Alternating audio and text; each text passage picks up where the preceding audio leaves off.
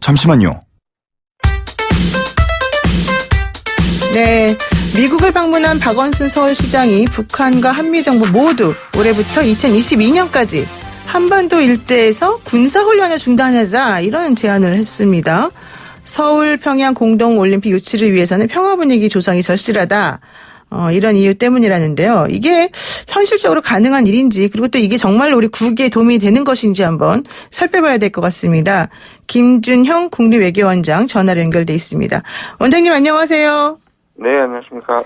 그 박원순 시장이 굉장히 중요하면서도 사실은 이제 무게감 있는 이런 제안을 내놓았습니다. 내후년까지 한미 군사훈련을 중단하자 이런 제안을 하셨는데 이거 적절했다고 보십니까?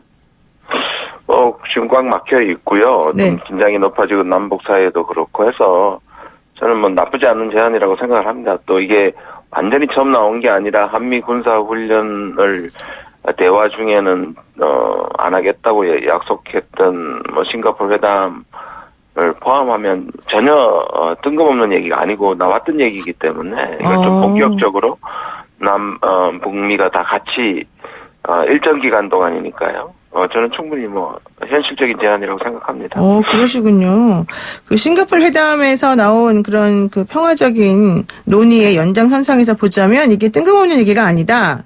괜찮은 제안이다. 이런 얘기를 하셨는데, 근데 어쨌든 우리가 혹시라도 군사훈련을 2022년까지 만약에 안 하게 되면, 좀 북한 쪽에서는 좀 다른 마음을 먹을 수도 있는 거 아니에요? 그런데 그렇게 보면 이게 이제 일방적으로 이쪽에서만 안 하는 게 아니라 이제 북한도 요구를 하는 거고요.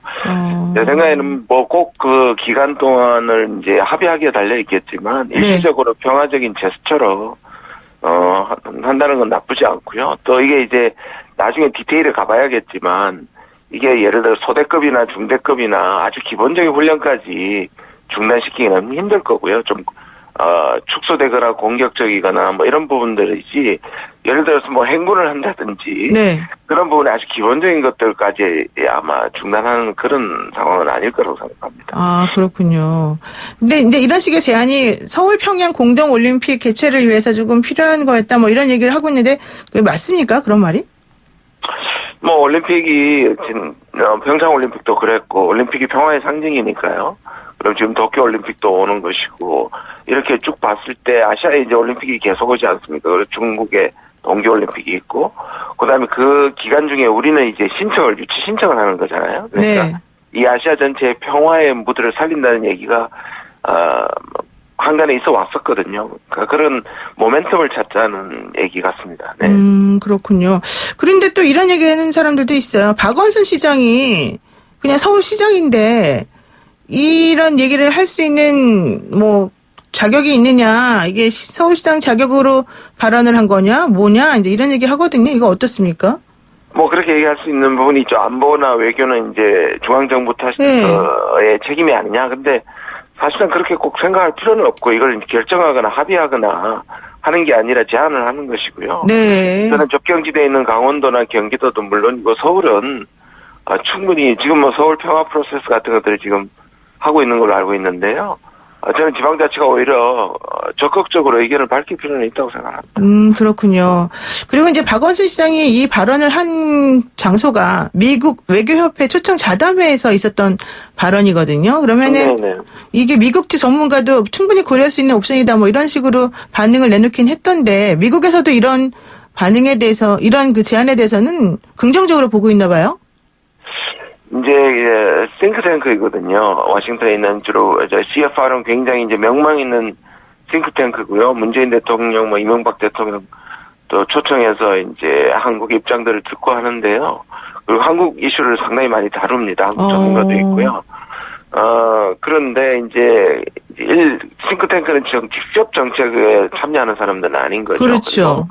또 상당히 그 객관적이고 대화를 중요시하는 그런 의견들을 받는 곳이니까 이 부분에 대해서 우호적일 수 있지만 미국이 한 목소리가 아니지 않습니까? 강경파들도 있을 것이고, 이런 것들이 오히려 북한에 대한 제재를 강조하는, 단일 대우를 강조하는 강경파들은 싫어하겠죠. 그러나 적어도 내부에서 이런 평화 무드에 대해서 동의하는 목소리가 나왔던 건 긍정적이라고 생각합니다.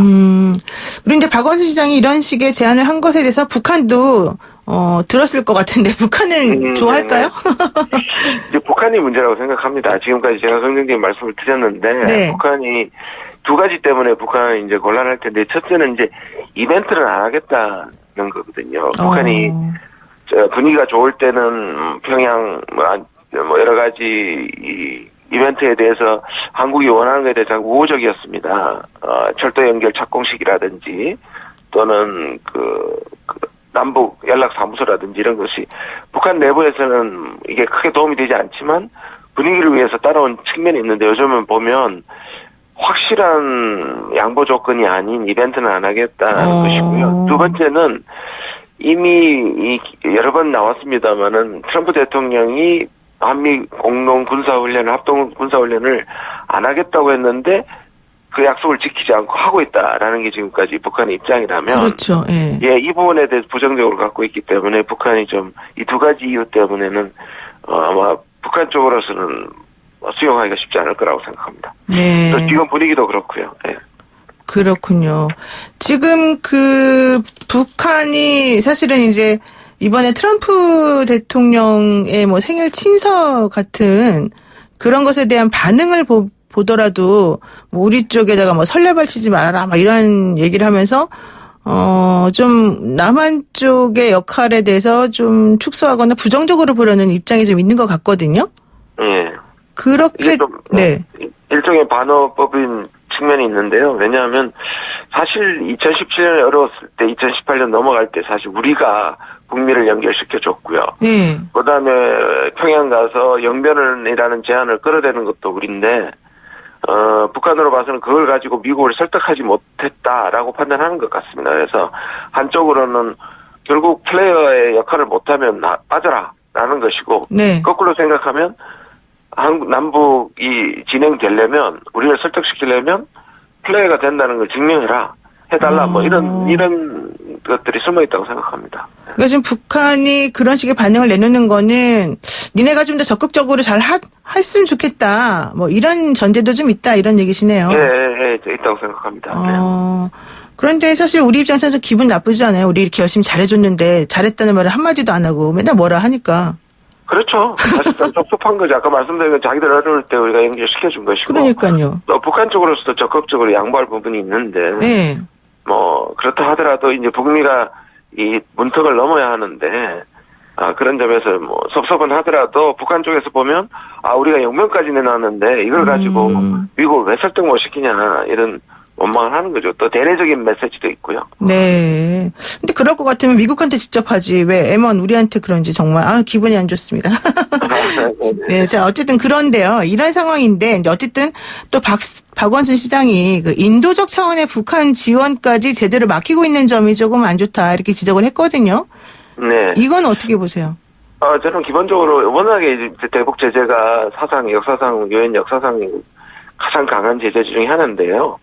그래서 이제 인도적 제재도 일부가 막히고 있는 것은 사실인데 기본적으로 국제기구나 일부 인도적 부분에서는 제재를 해제한다는 데 대해서는 국제 여론도 찬성을 하고 있고요. 근데 이 연설이 정확한 걸 보면 사실상 식량 계획에서 허용된 것임에도 불구하고 이게 이제 미국의 독자 제재의 영향 때문에 국내 은행들이 그걸 이행하지 않는다는 거거든요. 네. 이 제재 자체가 막혀 있는 건 이 인도적 지원 자체가 막혀 있는 건 아니고요. 네. 그러니까 이제 보면 미국이 워낙 독재 제재가 세니까 실제로는 유엔 제재에는 걸리지 않지만 그걸 의식해서 네. 사실상 그런 부분에 대해서 소극적 자세를 보인다든지 안 하게 되는 그런 부분에 대한 지적을 한 것 같고요. 그 얘기를 하면서 인도적 지원은 재개되고도 활성화돼야 된다는 아마 그런 뜻이었던 것 같습니다. 사실 이제 북한의 노동자들이 해외에 많이 나가서 일을 하고 또 그래서 외화를 벌어들이게 되면 이게 또 대부분 북한으로 흘러들어가고 이런 모양새인데 여기에 대해서도 미국은 조금 제재를 해야 된다는 쪽의 입장을 지금 보이고 있는 것 같아요. 사실상 지금 작년 말 올해 이제 그까지 시한입니다. 그래서 해외로 파견됐던 노동자들이 지금 돌아와야 되는 굉장히 어려운 입장이고요. 네. 그래서 전원회의에 그 일종의 자력 경쟁을 얘기하는 것도 이것과 관계 있습니다. 그래서 북한으로서는 이제 많은 해외 노동자들이 돌아와야 되니까 실제로 제재가 원래 그 부분이 이제 파장이 많이 나서 북한이 힘든 한 해를 보내야 될 그런 상황입니다. 사실은 그 통출된 해외 노동자들이 돌아와야 됩니다. 돌아오고 있고. 그러니까 그렇게 되면 사실 북한으로서는 더 힘들어질 수밖에 없을 텐데. 네. 어쨌든 좀 대화의 모멘텀을 좀 만들기 위해서 뭔가 좀 대책을 강구하는 게 필요할 것 같습니다. 그리고요.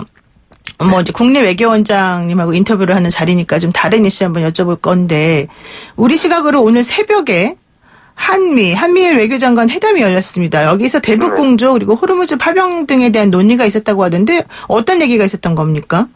뭐 저도 그 정책 결정에 서클 안에 있지는 않습니다만 가장 중요한 이슈는 결국 북한 문제일 것이고요. 네.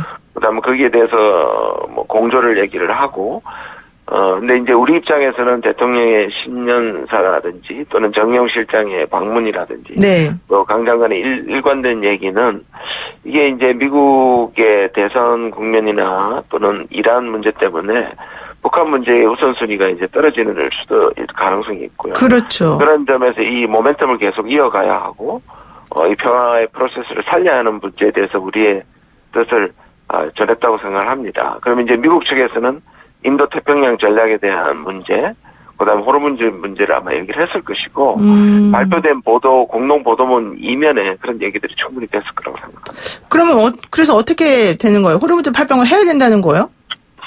저는 호르무즈는 지금 이란 그 슬레이마니 사살 이전과 이후는 달라져야 된다고 생각합니다. 왜냐하면 이전에는